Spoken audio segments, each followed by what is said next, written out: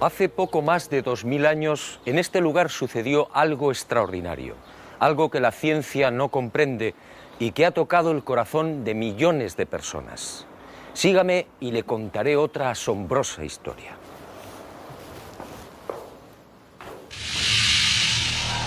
Todo empezó con el ajusticiamiento de un hombre. Fue brutalmente torturado. Fue azotado. Cargó un pesado madero hasta el lugar de ejecución. Fue clavado por las muñecas y pies y murió en la cruz. Y fue sepultado.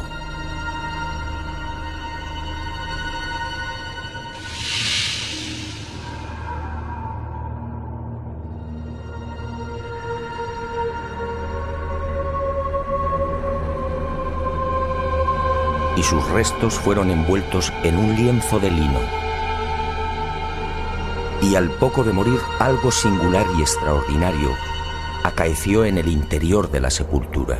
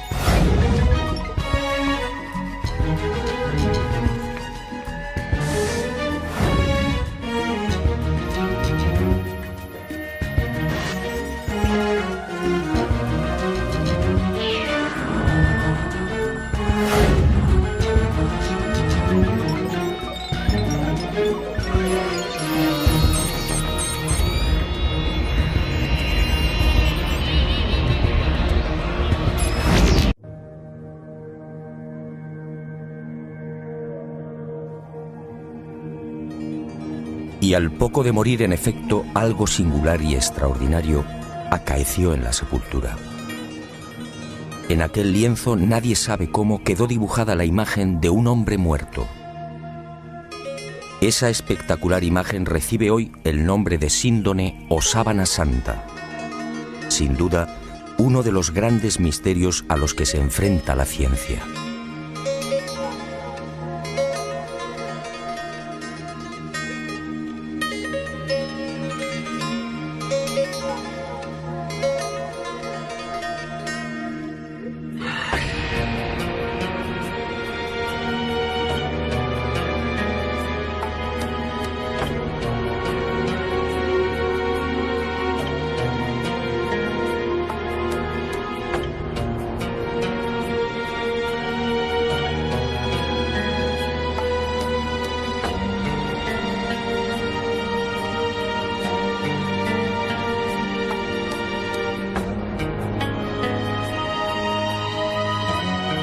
Tras aquel enigmático y trascendental suceso que los creyentes en Jesús de Nazaret identifican con la resurrección, el lienzo de lino desaparece y se ve envuelto en toda clase de leyendas y rumores.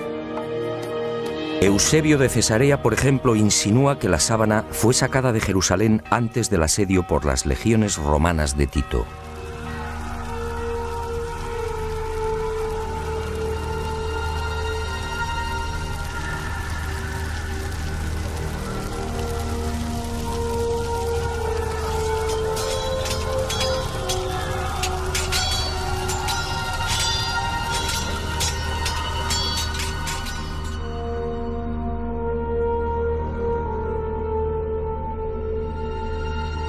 y los discípulos del Maestro pudieron ocultarla en la ciudad de Pela, al este del Jordán.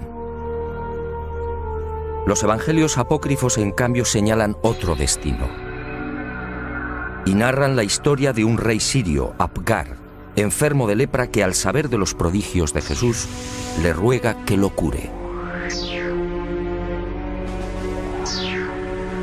En una más que supuesta carta, Jesús responde anunciándole que una vez cumplida su misión enviará a Edesa, la actual ciudad turca de Urfa, a uno de sus discípulos para sanarle. Y la tradición asegura que Apgar, al envolverse en la sábana santa, quedó curado.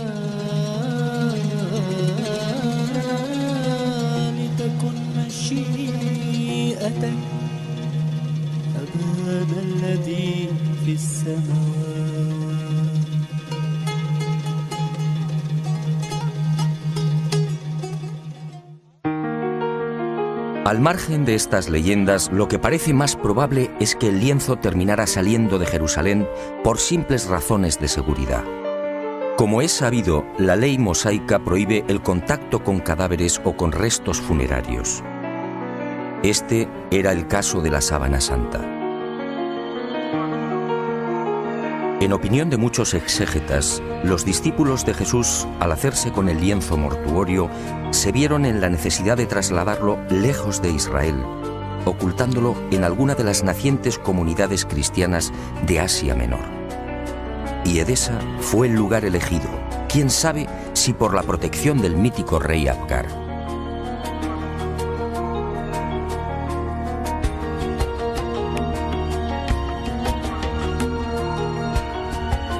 Esa misma leyenda asegura que uno de los hijos de Apgar V, al hacerse con el poder, retornó al paganismo, persiguiendo a los cristianos de Edesa.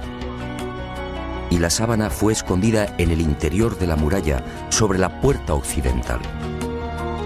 Después, durante siglos, silencio.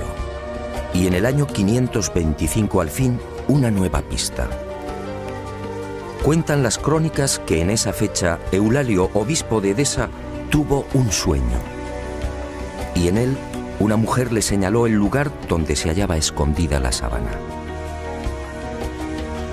Al retirar los ladrillos de la muralla, el obispo en efecto encontró el lienzo. Desde entonces, la imagen del hombre muerto fue expuesta y venerada en Edesa.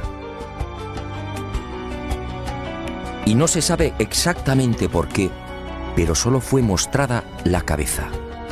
Esta imagen recibiría el nombre de Mandilion, una imagen que inspiró sin duda a infinidad de artistas bizantinos y medievales.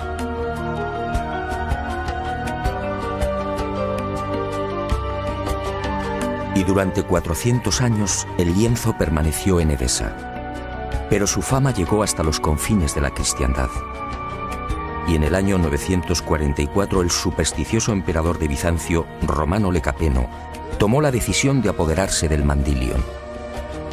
Suponía que así, con la sábana en su poder, obtendría la protección divina.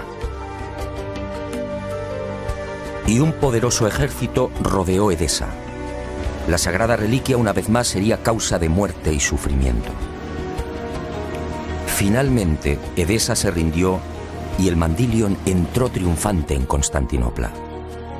Era el 16 de agosto del 944. Allí, en la iglesia de Santa María de Blanquernas, fue expuesta a los fieles todos los viernes. Robert de Clary, soldado y cronista de la mal llamada Cuarta Cruzada, dejó testimonio de ello. Había en Constantinopla, entre otros, un monasterio que se llamaba Nuestra Señora Santa María de Blanquernas, donde se conservaban las síndones en que nuestro Señor fue envuelto, que cada viernes se mostraba vertical, de modo que se podía ver bien la figura de nuestro Señor.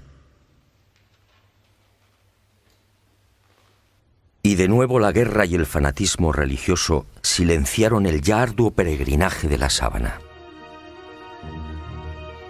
En la noche del 9 al 10 de abril de 1204, los cristianos atacan Constantinopla. La ciudad arde y la síndone desaparece. No existen documentos que certifiquen su nuevo destino y los nuevos propietarios, pero todo señala a los caballeros templarios como los custodios del lienzo, al menos durante un siglo. No es ningún secreto que la Orden del Temple se funda, entre otras razones, para tratar de reconquistar Tierra Santa y, sobre todo, para poner a salvo determinados símbolos y objetos religiosos. Entre los más importantes, el cáliz de la Última Cena, el Arca de la Alianza y, sobre todo, la Sábana Santa.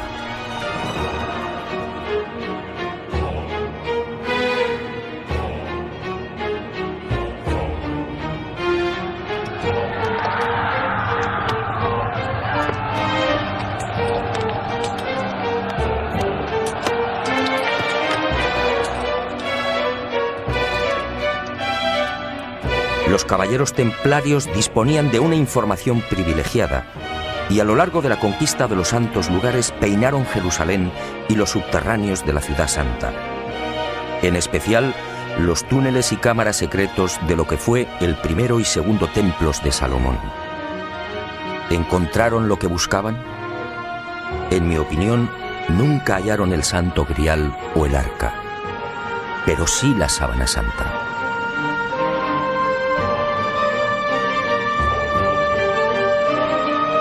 Se sabe que las múltiples reliquias reunidas por los templarios permanecen en la fortaleza de San Juan de Acre, en la costa norte del actual Israel, hasta 1291. Desde allí viajan a Chipre, Marsella, Besançon y París. ¿Pudo la Sábana Santa seguir ese itinerario? Es muy probable. Uno de los indicios que apunta a los templarios como los secretos propietarios de la síndone durante 145 años es la acusación por parte de la Santa Sede de venerar a un extraño rostro al que llamaban Baphomet, un rostro sospechosamente parecido al de la Sábana Santa. Esta, entre otras, sería la causa de la persecución y encarcelamiento de la poderosa orden templaria. En la noche del 6 de octubre de 1307, pocas horas antes de la caída de la cúpula templaria, un carro abandona la fortaleza del Temple en las afueras de París. El hombre que lo conduce se protege con una sábana. Los soldados de Felipe IV el Hermoso registran la carga de paja, pero no encuentran nada. Y la síndone que protege al conductor es puesta a buen recaudo.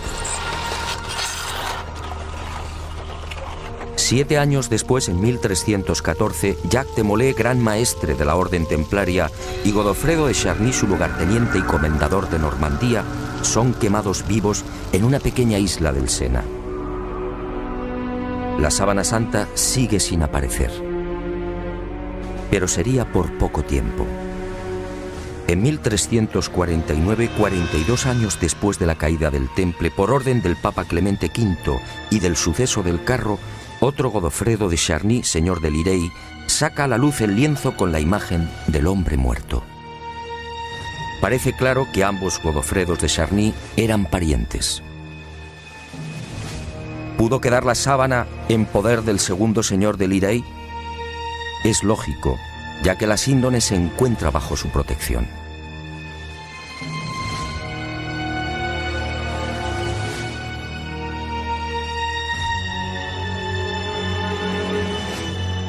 Y el sagrado lienzo es expuesto de nuevo a la veneración pública. Pero el azaroso peregrinaje de la síndone no ha terminado. Unos 60 años más tarde, en 1415, Margarita de Charny, nieta de Godofredo y casada con el señor de San Hippolyte-sur-le-Duc, retira la sábana de la colegiata de Lirey.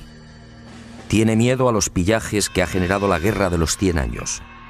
Y el lienzo es trasladado al castillo de San Hippolyte. Al enviudar, la pésima situación económica de Margarita le obliga a exponer la sábana, obteniendo así algunos dineros.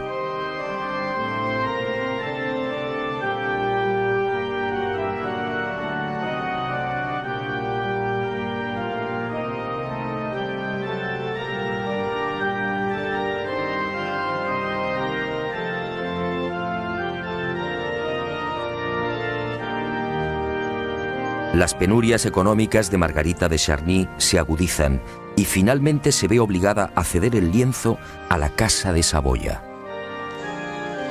El 22 de marzo de 1453 se firma en Ginebra el contrato de cesión. A partir de ese momento y hasta 1983, la síndone sería propiedad de los Saboya. El 18 de marzo de ese año, los herederos de Humberto II de Saboya, ex rey de Italia, entregarían la sábana santa al Vaticano.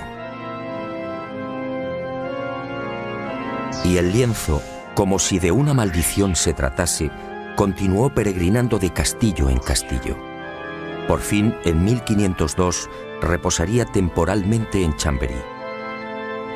Fue en esta capilla en la noche del 3 al 4 de diciembre de 1532 donde la sábana santa estuvo a punto de ser destruida. Se declara un pavoroso incendio provocado al parecer por los calvinistas y la urna de plata que contiene la reliquia, regalo de Margarita de Austria en 1509, es retirada en el último momento. El fuego alcanza a la urna y varias gotas de plata fundida queman y traspasan los 48 pliegues en que se hallaba doblado el lienzo. También el agua empleada para sofocar el incendio impregna parte de la sábana, formando rombos que se repiten simétricamente a lo largo de la imagen.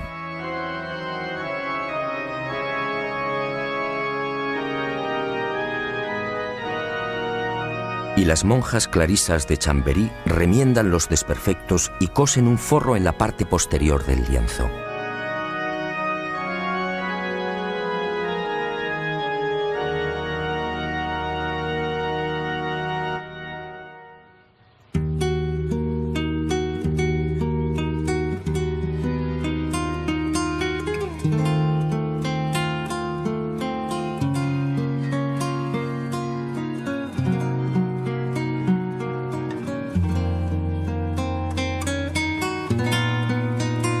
La sábana santa se salva milagrosamente y la imagen vuelve a ser expuesta, ahora mágicamente centrada entre las líneas paralelas que dejó el fuego.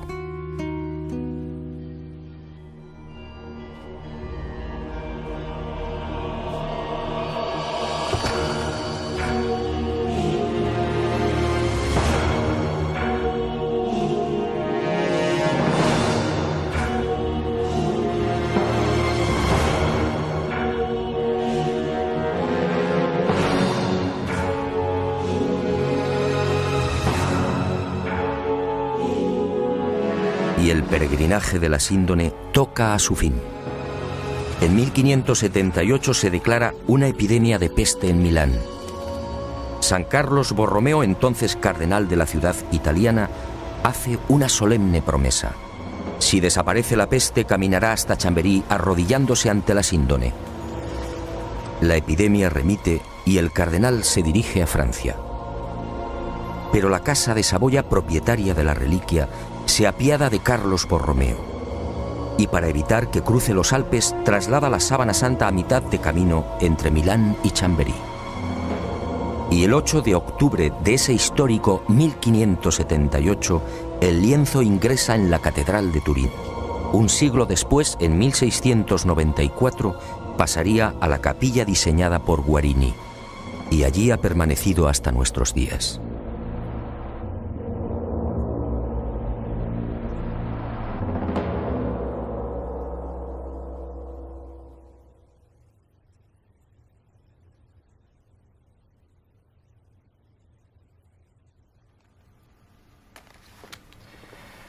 Evidentemente, a la vista de estos testimonios históricos, nadie debería dudar de la autenticidad de la sábana santa. Aún así, en septiembre de 1988, una noticia conmocionó al mundo. El carbono 14 arrojó una datación sorprendente. El tejido analizado, según dijeron, era medieval. Y los científicos situaron la época de su elaboración entre los años 1260 y 1390. Esto, de ser cierto, significa sencillamente que la imagen del hombre muerto es una falsificación. Y los medios de comunicación, con una lamentable falta de rigor, propagaron el suceso. De inmediato, otros científicos reaccionaron, poniendo en tela de juicio la bondad del carbono 14. Poco a poco salieron a la luz hasta 26 irregularidades en los procesos de datación efectuados por los 3 laboratorios. Y se habló incluso de complot. Pero la prensa ignoró esta segunda parte. Naturalmente, las fechas obtenidas por el carbono 14 indignaron a historiadores y científicos que llevaban más de 20 años dedicados al estudio de la síndone. Repasemos algunas de estas investigaciones.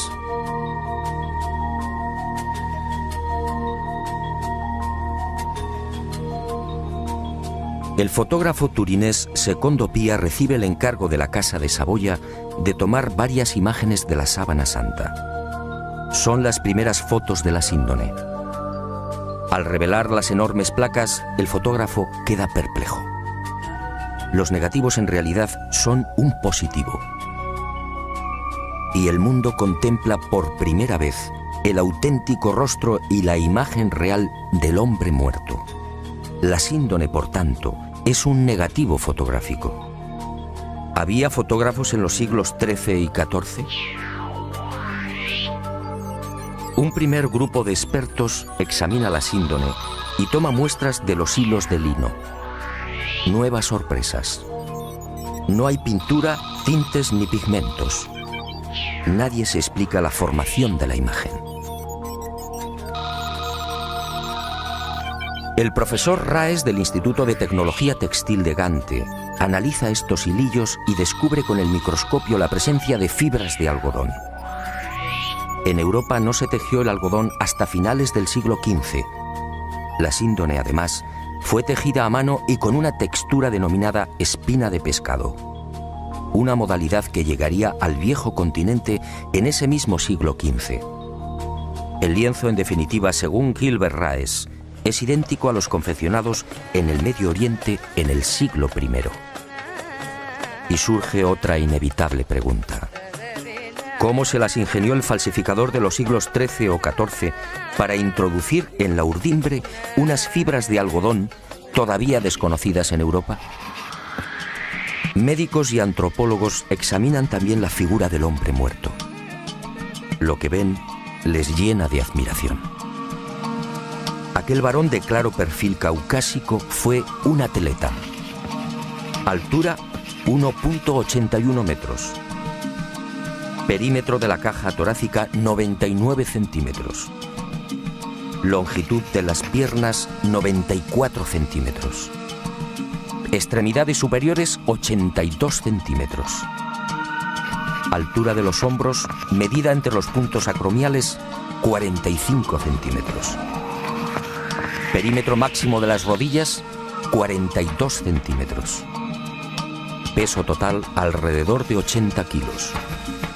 Peso aproximado del cerebro, 1.492 gramos. Rostro estrecho, con rasgos semíticos.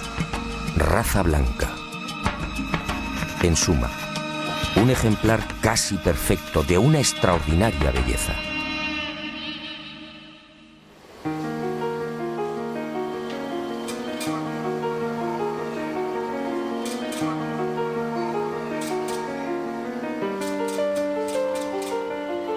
Los científicos tratan de imitar la imagen de la Sábana Santa y utilizan toda clase de procedimientos: pinturas, soluciones acuosas, calco sobre cadáveres e impresión al fuego. Los resultados, como es fácil apreciar en estas copias, son decepcionantes.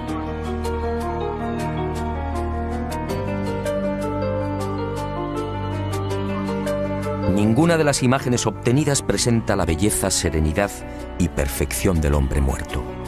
La duda sigue en el aire. ¿Cómo se las ingenió el supuesto falsificador para plasmar una figura tan precisa y delicada? Pero sigamos. Las sorpresas de los científicos apenas habían comenzado. En la noche del 23 de noviembre de 1973, Max Frey, palinólogo y experto en criminalística, tiene acceso a la Sábana Santa. Toma muestras del polvo adherido al lino y las analiza al microscopio electrónico.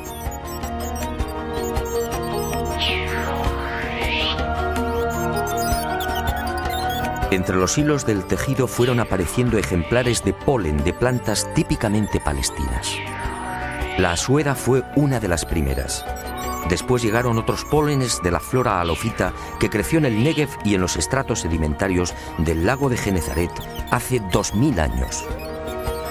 Plantas hoy extinguidas cuyos pólenes fueron arrastrados por los vientos hasta la ciudad de Jerusalén. Y allí quedaron prisioneros entre los hilos de la síndone.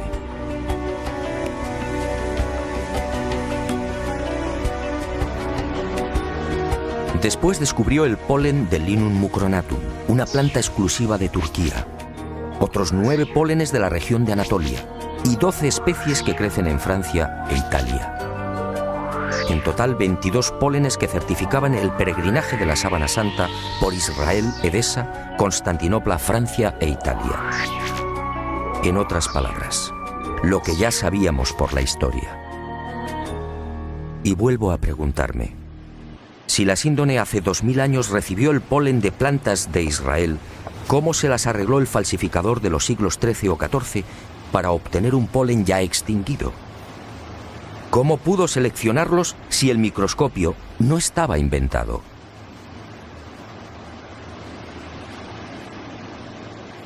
Los descubrimientos de Max Frey, en efecto, hablan por sí mismos.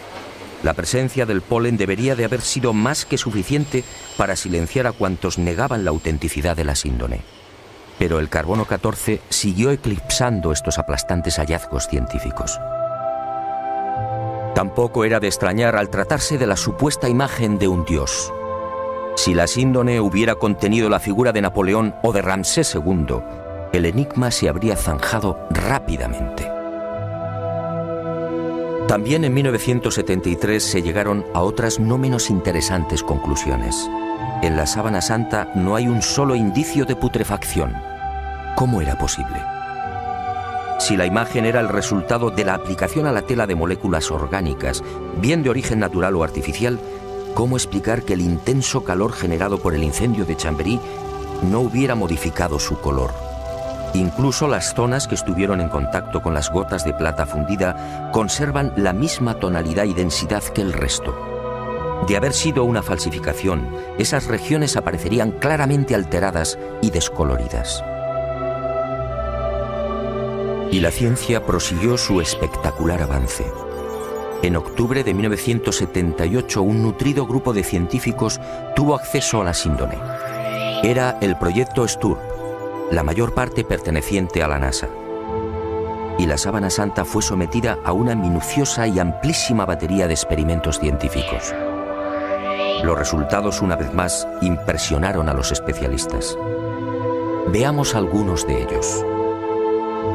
En la imagen del hombre muerto se observan numerosos coágulos, manchas y reguerillos de sangre. Pues bien, nadie logró explicar por qué esos coágulos aparecen intactos y con los bordes perfectamente definidos. Si aceptaban la hipótesis del robo del cadáver, dichas manchas tendrían que haber sufrido las lógicas roturas y desflecados. Al introducir un escáner entre el lienzo y el forro cosido por las monjas clarisas de Chambéry, se observó que la sangre había penetrado también en el reverso del lienzo. Aquella sangre era del grupo AB, muy común entre los judíos. Las diferentes analíticas y pruebas hematoscópicas demostraron la presencia en la imagen de sangre venosa y arterial, así como de la albúmina del suero sanguíneo. Y el veredicto del carbono 14 quedó nuevamente en ridículo. ¿Qué falsificador de los siglos XIII o XIV tenía la capacidad para aislar y distinguir el grupo AB o la sangre venosa del arterial? Como es sabido, mucho después, en el siglo XVI, el español Miguel Servet fue condenado a la hoguera por asegurar, entre otras cosas, que la sangre circulaba. Y los científicos volvieron a comprobar lo que ya se sabía: ni rastro de pintura ni de pigmentación alguna. Aquel supuesto falsificador efectivamente tuvo que ser un genio. Otra de las sorpresas llegó al explorar los hilos. En este tipo de tejido, cada hilillo está integrado por unas 200 fibras. Vistas al microscopio parecen cañas de bambú. Pues bien, De esas 200 fibras, solo 2 o 3, las más superficiales, aparecían chamuscadas. Solo 2 o 3 eran las responsables de la formación de la imagen. En un primer momento, los científicos atribuyeron el abrasamiento de las hebras superficiales a una misteriosa y desconocida radiación. Una energía intensa y brevísima. Solo así podía explicarse una imagen tan superficial. Después, al examinar las fibras con el microscopio de contraste de fases, se percataron de algo mucho más sutil. Las hebras en realidad no estaban quemadas. Las fibras habían sido deshidratadas, es decir, envejecidas y oxidadas en centésimas de segundo. En suma, se habían vuelto amarillas exactamente igual que amarillea el lino con el paso del tiempo. El resto de las fibras, sin embargo, conservaba la frescura y el color más claro, propios de un lino no envejecido artificialmente. Lo que los ojos aprecian en la síndone, por tanto, no es otra cosa que un cambio de tonalidad en las referidas fibras superficiales. Increíble, sí. La imagen del hombre muerto, según los científicos, tiene su origen en un singular mecanismo de envejecimiento. Dos de los científicos del proyecto Sturm, los entonces capitanes de las Fuerzas Aéreas norteamericanas, Jackson y Jumper, serían los descubridores de otra de las singularidades de la imagen de la sábana santa de Turín. Al detectar aquella anomalía, sus esquemas mentales se vinieron abajo definitivamente. Trabajando con las computadoras, se percataron de algo aparentemente imposible. La imagen era tridimensional.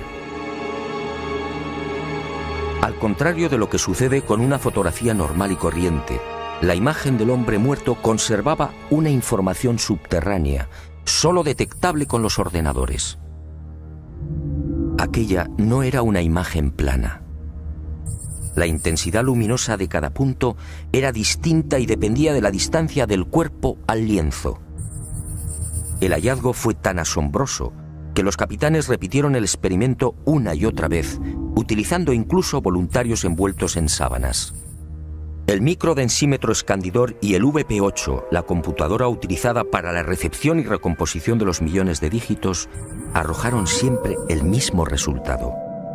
Las zonas del lienzo que tocaban el cadáver, la nariz por ejemplo, disfrutaban de una luminosidad superior a las que se hallaban más alejadas del cuerpo. Nuevo mazazo al carbono 14. Que se sepa, solo en el siglo XX y con dificultades, fue posible la maravilla de la tridimensionalidad. En el transcurso de estos experimentos, Jackson y Jumper fueron a descubrir otro singular detalle. Al examinar las espaldas del hombre muerto, comprobaron que los músculos dorsales y deltoides aparecían extrañamente abombados. Esto llevó a los científicos a la siguiente deducción.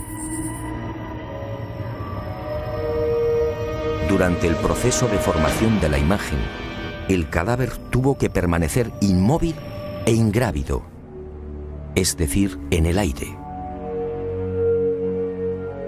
Y a Jackson y Jumper les corresponde también el descubrimiento de la primera pista de un hallazgo que me atrevo a calificar de definitivo y que fija la fecha de la aparición de la imagen. Ocurrió mientras trabajaban con la tridimensionalidad. De pronto, sobre los ojos descubrieron dos círculos. ¿Se trataba de monedas?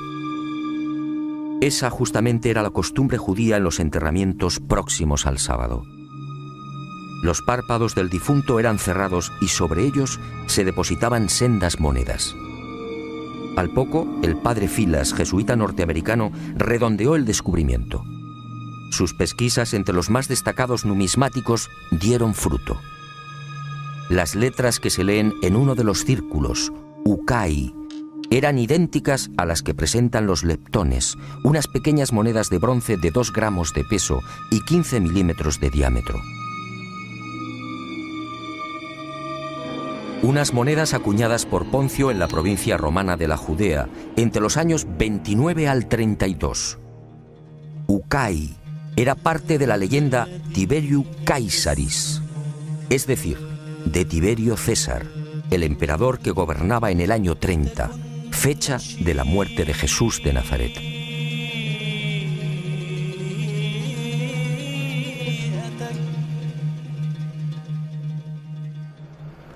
Como hemos visto, hay argumentos y pruebas científicas que demuestran sobradamente la autenticidad de la sábana santa.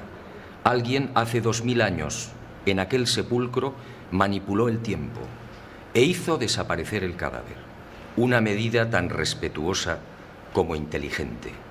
¿Imagina usted lo que habría sucedido si la humanidad hubiera conservado los huesos de Jesús de Nazaret?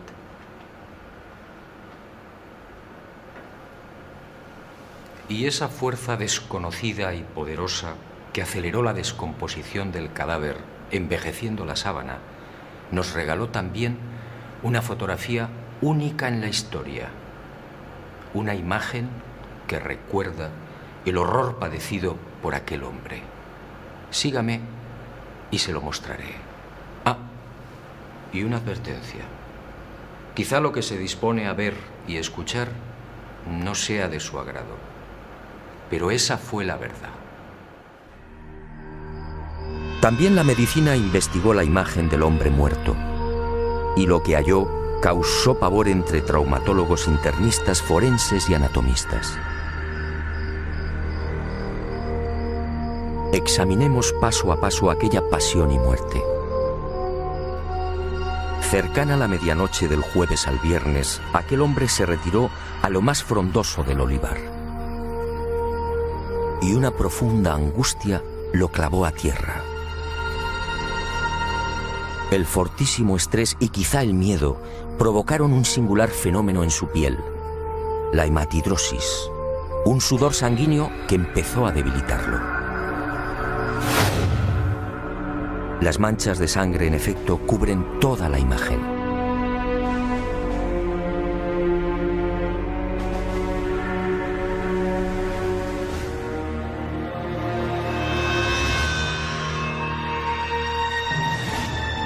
Y al estudiar el rostro, los médicos descubrieron otro detalle aterrador. Durante el interrogatorio en la casa de Anás, Jesús no recibió una bofetada como reza la tradición, sino un violento bastonazo propinado por uno de los esbirros del ex sumo sacerdote. El palo, de unos 5 centímetros de diámetro, hundió la nariz y provocó un gran hematoma en el pómulo derecho. Así quedó reflejado en la síndone.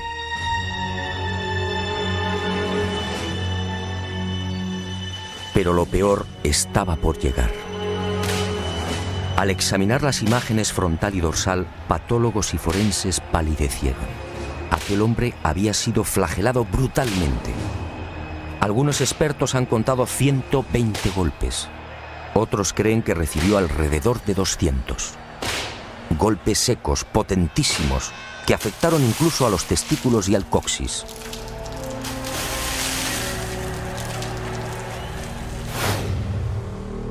Golpes diabólicamente estudiados que no afectaron a la zona del corazón, evitando así la muerte prematura del reo. El mapa de los azotes no precisa de mayores comentarios. Los médicos no se explican cómo pudo sobrevivir. Coronación de espinas.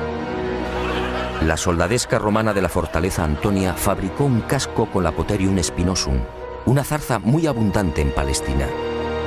Un matorral armado de púas rectas y en forma de pico de loro de hasta 6 centímetros de longitud. Y el yelmo fue encajado sin piedad en la cabeza del hombre, afectando a nuca, cuero cabelludo y frente.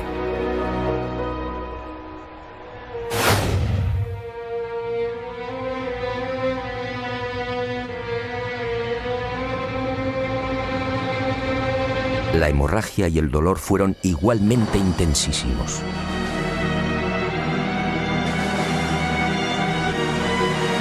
Minutos después, maltrecho, debilitado y febril, el reo se vería obligado a cargar sobre los hombros el madero transversal de la cruz, el patibulum, un tronco áspero y agresivo de unos 35 o 40 kilos de peso.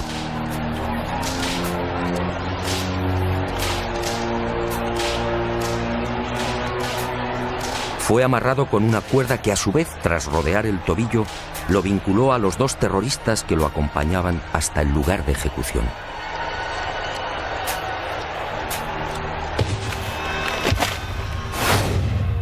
Y en esos 500 o 600 metros, la tortura de las caídas, los violentos impactos del rostro contra las piedras, las rodillas destrozadas, los dientes quebrados y los mechones de barba arrancados por los soldados al intentar levantarlo.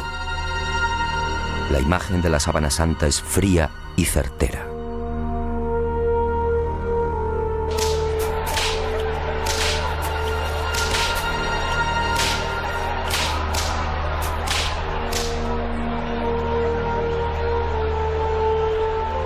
Sí, algo falló. Según los médicos, el largo clavo de hierro de unos 20 o 25 centímetros utilizado para clavar una de las muñecas debió tropezar con un nudo y fue retirado y martilleado de nuevo.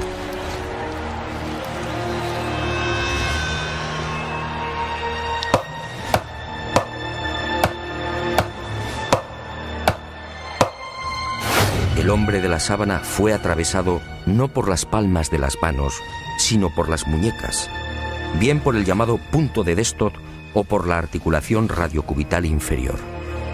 Los clavos rozaron el nervio mediano y provocaron la contracción de los dedos pulgares.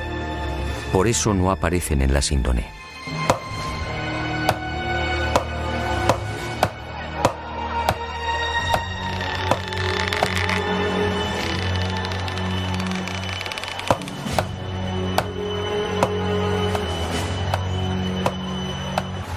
Con el tercer clavo, según los médicos, no hubo problemas. Entró limpiamente cosiendo ambos pies al madero vertical. Y la pierna izquierda permaneció flexionada. Así aparece en la imagen de la síndone como consecuencia del rigor mortis. El final se acerca y el suplicio va alcanzando unos límites difíciles de imaginar. El reo necesita respirar.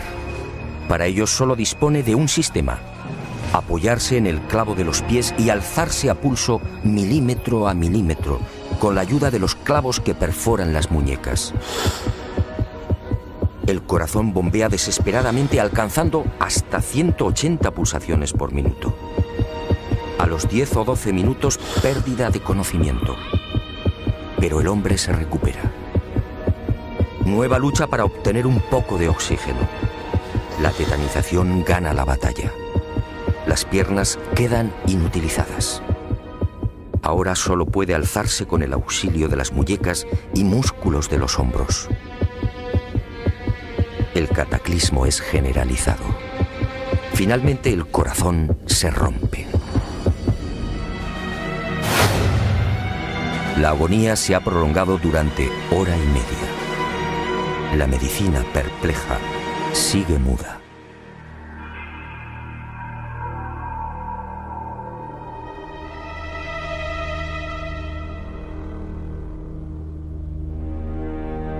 Pero el espanto y la humillación no han concluido. Uno de los soldados alancea el costado derecho del crucificado. Los médicos exploran la síndone y se muestran de acuerdo. Al recibir la lanzada, el hombre ya estaba muerto.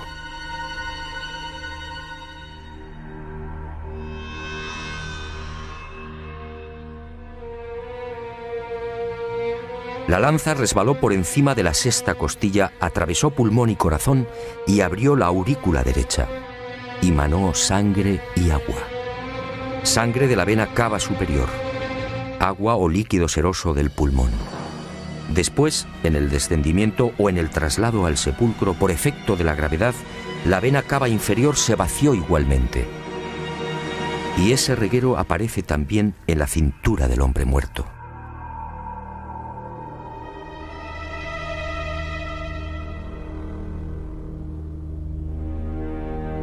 Y llegamos a una de las preguntas clave. ¿Quién era este hombre? ¿Se trataba de Jesús de Nazaret? Los especialistas en cálculo de probabilidad matemática han sido rotundos. Según Paul de Gail, ingeniero y jesuita francés, la posibilidad de que no fuera Jesús es de 1 contra 225.000 millones. En palabras del médico italiano Tino Zeuli, esta probabilidad es la misma que tiene una piedra de convertirse en pájaro y salir volando.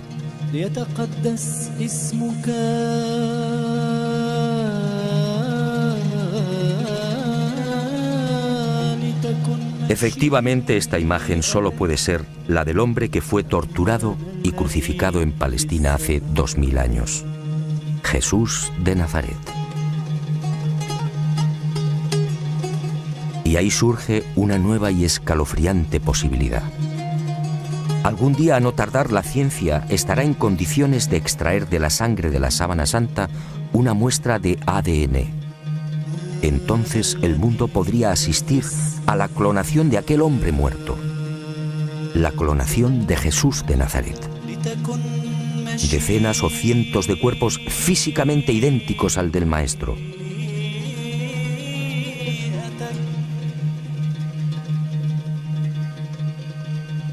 Y desde algunos sectores de la Iglesia se han alzado voces de advertencia. Atención, mañana el mundo podría comerciar con el cuerpo del Galileo. ¿Será esa la razón por la que algunos tratan de destruir la sábana santa o de reducirla a una falsificación de la Edad Media?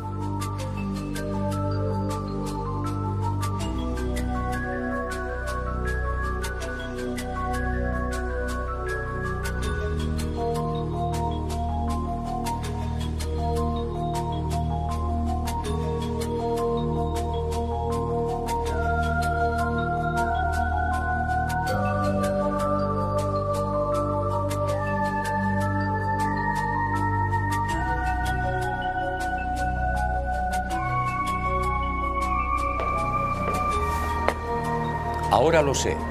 Jesús de Nazaret, mi Dios y Creador, se guardó un as en la manga.